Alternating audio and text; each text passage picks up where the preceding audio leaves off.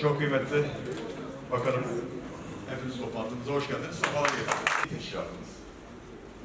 Abdülhamit Bakan'la için yapmış olduğu çalışmalar yadsınamaz. Büyük resimde.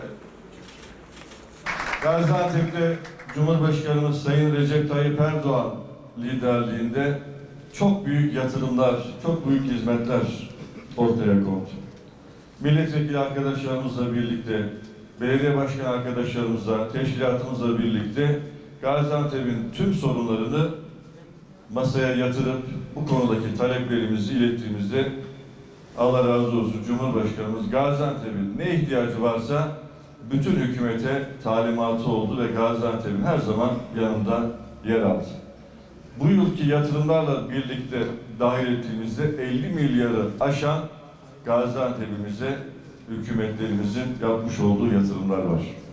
Ve elbette bu hizmetler devam edecek. Bu hizmetler sürecek.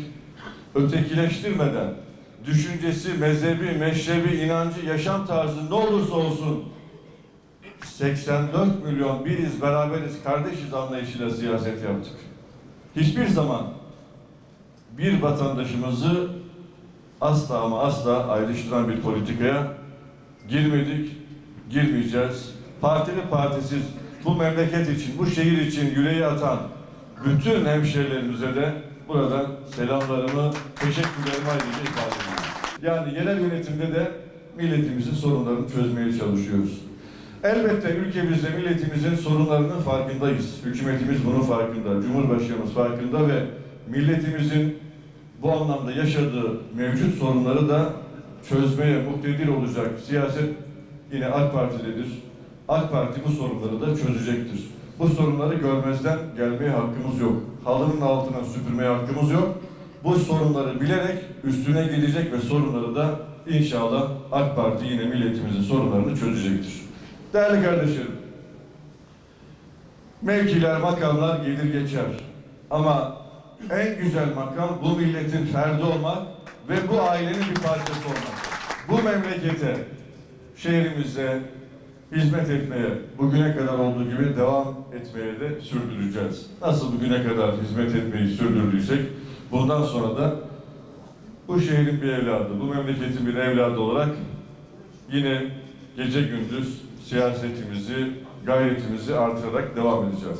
Değerli kardeşlerim, Gaziantep'in eğitim sorunları vardı, ulaşım sorunları vardı, sağlıkta çok önemli adımlar yine atılmış oldu. Ve üretimde, istihdamda çok önemli adımlar atıldı. Bunların hepsini sizler de çok iyi biliyorsunuz. Yatırımların hala devam eden yatırımlar da var.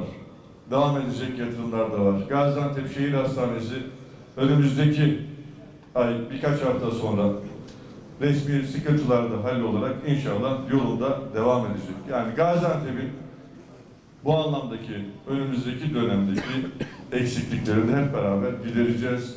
Gaziantep'in 2 milyon hemşehrimizin inşallah daha güzel bir geleceğe yürüyecek adımlarını hep beraber yapacağız.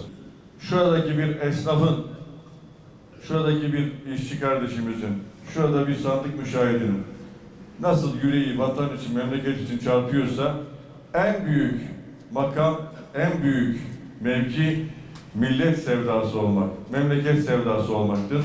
Bizim için de millet, memleket ve şehrimize sevdalı olarak bu konuda yine gayretimizi sürdüreceğiz.